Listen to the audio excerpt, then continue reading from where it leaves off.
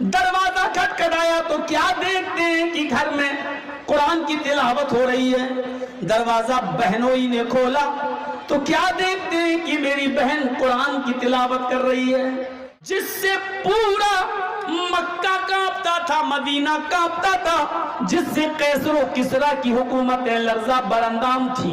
یہ عمر جب اپنے بہن اور بہنوئی کو پیٹتے پیٹتے تھک گیا اور بہن کے جسم سے خون بہنے لگا تو بہن کھڑی ہو کر للکارتی ہے، اے عمر نام لے رہی ہے میرا؟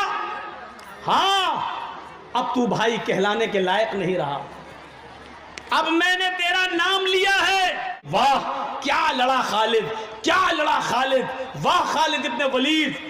حضرت عمر فاروق کو جب پتا چلا کہ لوگوں نے حضرت خالد ابن ولید کی تعریفیں کرنا شروع کر دی تو حضرت خالد ابن ولید کو سپہ سالاری کے عہدے سے ہٹا دیا، کمانڈر ان چیف کے عہدے سے ہٹا دیا۔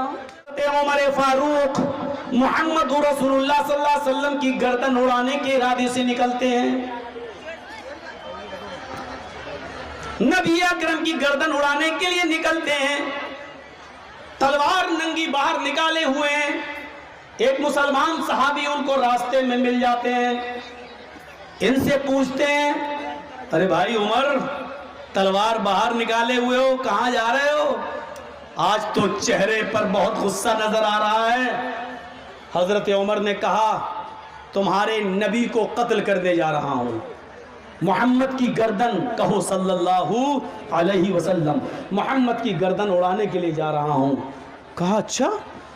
کہا 39 آدمی مسلمان ہو چکے ہیں، اب میں 40واں شخص مسلمان نہیں ہونے دوں گا، بہت ہو گیا، پانی حد سے زیادہ چڑھ گیا، اب محمد کو ہی قتل کر دوں گا، نہ رہے گا بانس نہ بجے گی بانسری۔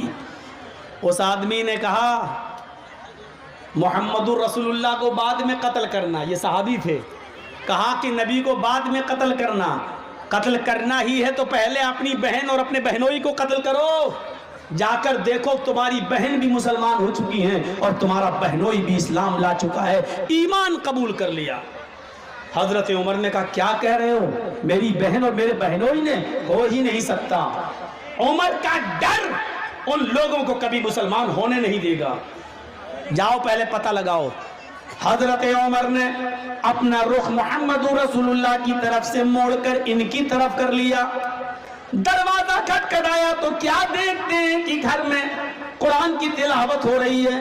دروازہ بہنوئی نے کھولا تو کیا دیکھتے ہیں کہ میری بہن قرآن کی تلاوت کر رہی ہے۔ حضرت عمر نے کہا یہ کیا پڑھ رہی ہو؟ انہوں نے قرآن چھپا لیا۔ صحیح بتاؤ کیا پڑھ رہی تھی؟ بہنوئی آ گئے، کہا ایسا ہے عمر، ہم لوگوں نے اسلام قبول کر لیا ہے، ایمان لے آئے ہیں۔ اتنا سننا تھا کہ ڈنڈے لاٹھی اٹھائی اور اپنے بہنوئی کو پیٹنا شروع کر دیا۔ عمر فاروق کی بہن نے اپنے پتی کو، اپنے ہسبینڈ کو پیٹتے ہوئے دیکھا تو وہ بچانے آئی تو ان کو بھی پیٹنا شروع کر دیا، لہو لہان کر دیا۔ غور کرو وہ عمر جس سے پورا مکہ کانپتا تھا، مدینہ کانپتا تھا، جس سے قیصر و کسریٰ کی حکومت لرزہ براندام تھی، یہ عمر جب اپنے بہن اور بہنوئی کو پیٹتے پیٹتے تھک گیا اور بہن کے جسم سے خون بہنے لگا تو بہن کھڑی ہو کر للکارتی ہے، اے عمر۔ حضرت عمر نے کہا آج میرا نام لے رہی ہے تو؟ نام لے رہی ہے میرا؟ ہاں، اب تو بھائی کہلانے کے لائق نہیں رہا، اب میں نے تیرا نام لیا ہے، کیوں نہ لوں تیرا نام؟ کہا بہن آج تک تو نے مجھے بھائی کے نام سے پکارا، بھائی، اور آج عمر کہہ رہی ہے، اتنی جرأت؟ بہن کہتی ہے عمر سن، میں اسلام لے آئی، ایمان لے آئی، میرے ساتھ میرے شوہر بھی اسلام لے آئے، ایمان لے آئے، اب میری آخری بات سن لے، کتنا بھی پیٹ لے، کتنا بھی مار لے، میری گردن کاٹ دے اور میرے جسم کے ٹکڑے ٹکڑے کر دے، सीरत उमर की में लिखा है कि उमर की बहन ने एक जुमला और कहा फातिमा ने, अरे उमर, मेरे जिस्म के टुकड़े टुकड़े करने के बाद मेरे इन टुकड़ों को कुत्तों के सामने डाल दे और मेरे गोश्त को, मेरे जिस्म के टुकड़ों को कुत्तों को खिलवा दे। ये सब करवाना मुझे मंजूर है, लेकिन ईमान से भट जाऊं ये मुझे मंजूर नहीं है। मैं ईमान ला चुकी हूं, अब इसको मैं नहीं छोड़ सकती।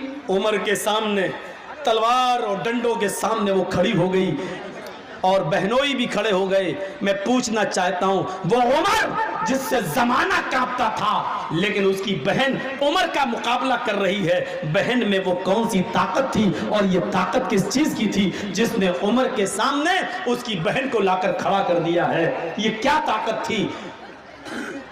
जब उमर की बहन के अंदर ईमान जाग गया, उसने समझ लिया, और जब ईमान की ताकत उसके अंदर आ गई तो वो ना उमर के डंडों से डर रही है, ना उमर की तलवार से डर रही है, ना उमर के गुस्से से डर रही है। जैसे एक पुलिस वाला जब जान लेता है कि गवर्नमेंट हमारे साथ है तो वो किसी से नहीं डरता है, उसी तरीके से इस बहन ने जान लिया कि ईमान मेरी रगों में दौड़ रहा है, अल्लाह मेरे साथ है, तो फिर उसके दिल से खौफ निकल गया, उसके दिल से डर निकल गया। अब मुझे डरने की जरूरत नहीं है क्योंकि ईमान मेरी रगों में दौड़ रहा है। जिसके अंदर जितना मजबूत ईमान होगा उसकी इमारत इस्लाम की उतनी मजबूत होगी। अपने अंदर ईमान की ताकत पैदा करो। अल्लाह की कसम, ईमान अगर अपने अंदर पैदा कर लिया तो दुनिया की सारी ताकतें तुम्हें हेच नजर आएंगी, दुनिया की सारी ताकतें तुम्हें मक्खी या मच्छर जैसी नजर आएंगी। आप किसी से नहीं डरोगे, शर्त यह कि तुम अपने अंदर इस्लाम ईमान पैदा कर लो, अपनी बुनियाद से जुड़ जाओ। नहीं जुड़ोगे तो पतंग की तरह कटोगे, नीचे आओ। हजरत बिलाल की तरफ नजर डालो, हजरत बिलाल की तरफ नजर डालो मेरे प्यारे साथियों। वही हजरत बिलाल हैं जो निहायत ही काले कलूटे हैं, जिनकी शक्ल इतनी काली कि हदीस की किताबों में आता है कलहुमा। कोयले को और बिलाल को एक जगह रख दिया जाए तो कोयला तुम्हें फिर भी साफ नजर आएगा, बिलाल कोयले से ज्यादा काले। लेकिन यही वो बिलाल है जिनके अंदर ईमानी ताकत इतनी ज्यादा थी कि जब ये इस्लाम लाए, ईमान लाए, तो काफिरों ने इनको पकड़ा, जमीन के ऊपर गरम रेत पर लिटा दिया। रेत गरम है, बालू गरम है, और गरम बालू पर लिटा दिया जिससे पीड़ जलने लगी। इसके बावजूद उनके ऊपर रहम ना आया तो एक भारी पत्थर लाकर उनके सीने के ऊपर रख दिया ताकि उनका सीना दब जाए। इसके बावजूद पूछा गया, आए उमर अब कैसा लग रहा है? इस घिनौनी तकलीफ, दर्दनाक तकलीफ के बावजूद हजरत उमर की जबान से जो जुमले निकले, हदीस की किताब उन जुमलों को रिकॉर्ड करती है। आहद आहद आहद। अब भी मैं यही कहूंगा कि अल्लाह एक है, अल्लाह एक है, अल्लाह एक है। ये बिलाल के अंदर ये स्पिरिट जो आई, बिलाल के अंदर ये ताकत जो आई, पूरे काफिरों के सामने अकेला है बिलाल, जमीन पे लिटा दिया गया है, गरम बालू पे लिटा दिया गया है, भारी पत्थर बिलाल के सीने पे रख दिया गया है, लेकिन बिलाल डर नहीं रहा है, बिलाल कांप नहीं रहा है। बिलाल से पूछा जा रहा कैसा लग रहा है? बिलाल कहते हैं आहद आहद आहद, अल्लाह एक है, अल्लाह एक है, अल्लाह एक है। बिलाल को तमाम लोगों से निडर कौन सी चीज ने बनाया? इसका जवाब वही है, उसी ईमान ने। ईमान की ताकत आप अपने अंदर पैदा करके देख लीजिए, फिर आप देखिए कि दुनिया की बड़ी से बड़ी ताकतों से आप लड़ जाएंगे, डरने का नाम नहीं लेंगे। सिर्फ ईमान की ताकत आप अपने अंदर पैदा कर लीजिए। हजरत बिलाल को जब आहद आहद सुना तो उनको उठाया, फिर दूसरी जगह ले गए, आग के अंगारे बिछे हुए थे, हजरत बिलाल को आग के अंगारों के ऊपर लिटा दिया गया। सुनना बहुत आसान है, सुन लोगे, आग के अंगारों पर लिटा दिया जाए, सुनना बहुत आसान है, लेकिन एक अंगारा अपने हाथ पर, आग का एक अंगारा अपने हाथ की हथेली पर लेकर देखो, आपको पता चल जाएगा। حضرت بلال دیکھ رہے ہیں، جانتے بھی ہیں آگ پر لیٹیں گے تو انجام کیا ہوگا۔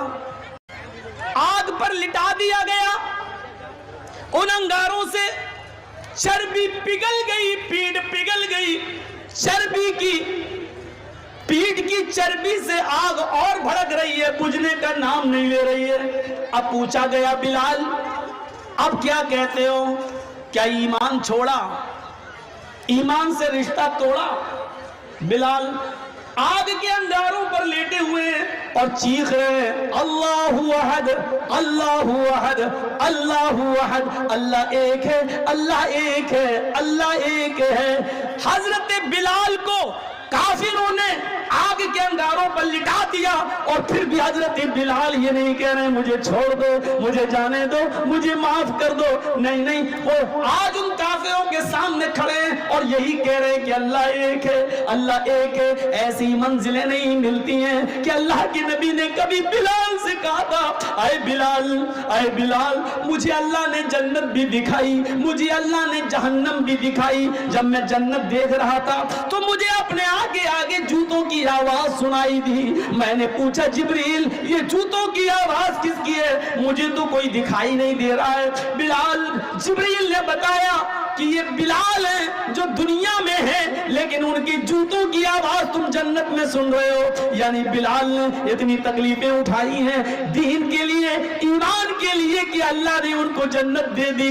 اے محمد صلی اللہ علیہ وسلم، دنیا میں جانا اور بلال سے کہہ دینا کہ اللہ نے تمہیں جنت دے دی، تمہارے جوتوں کی آواز میں سن کے آیا ہوں۔ یہ ایمان کا رزلٹ ہے، یہ ایمان کا نتیجہ ہے۔ ہم اپنے اندر پہلے ایمان پیدا کر لیں اور پھر دیکھیں۔ میرے بھائیوں، میں نے شروعات کہاں سے کی ہے؟ آم کے پھل سے کی ہے۔ اگر گرتا ہے، ٹوٹتا ہے تو آسمان پر نہیں جاتا، زمین پر۔ کیوں؟ جو چیز اپنی بنیاد سے رشتہ توڑ لیتی ہے اس کا مقدر ترقی نہیں ہوتی ہے، پستی ہوتی ہے۔ جو پتنگ اپنی ڈور سے کٹتی ہے تو اوپر نہیں جاتی، نیچے آتی ہے، کیونکہ اس نے اپنی بنیاد سے رشتہ توڑ لیا ہے۔ آپ کی اور ہماری بنیاد ہے ایمان، اگر اس سے ہم نے اپنا رشتہ توڑ لیا تو کبھی ہم ترقی نہیں کر سکتے ہیں، ہم تنزلی کا شکار ہوں گے، ہم نیچے جائیں گے۔ خالد ابن ولید نے ایک جنگ کے اندر 9 تلواریں توڑ ڈالی، ہاری ہوئی جنگ کو جیت میں بدل دیا۔ ہر طرف خالد ابن ولید کے چرچے ہونے لگے، واہ کیا لڑا خالد، کیا لڑا خالد، واہ خالد ابن ولید۔ حضرت عمر فاروق کو جب پتا چلا کہ لوگوں نے حضرت خالد ابن ولید کی تعریفیں کرنا شروع کر دی تو حضرت خالد ابن ولید کو سپہ سالاری کے عہدے سے ہٹا دیا، کمانڈر ان چیف کے عہدے سے ہٹا دیا۔ اچھا ایک بات بتائیے، ہم اچھا کام کریں گے تو ہمارا پرموشن ہونا چاہیے یا ڈیموشن ہونا چاہیے؟ پرموشن ہونا چاہیے۔ حضرت خالد ابن ولید نے 9 تلواریں توڑی، ہاری ہوئی جنگ کو جیت میں بدل دیا، چاروں طرف چرچے ہو رہے ہیں، تو حضرت عمر کو ان کو آگے بڑھانا چاہیے، پرموشن دینا چاہیے یا نیچے؟ عقل تو یہی کہتی ہے کہ آگے پرموشن دینا چاہیے، لیکن حضرت عمر نے الٹا کیا۔ کیا کیا؟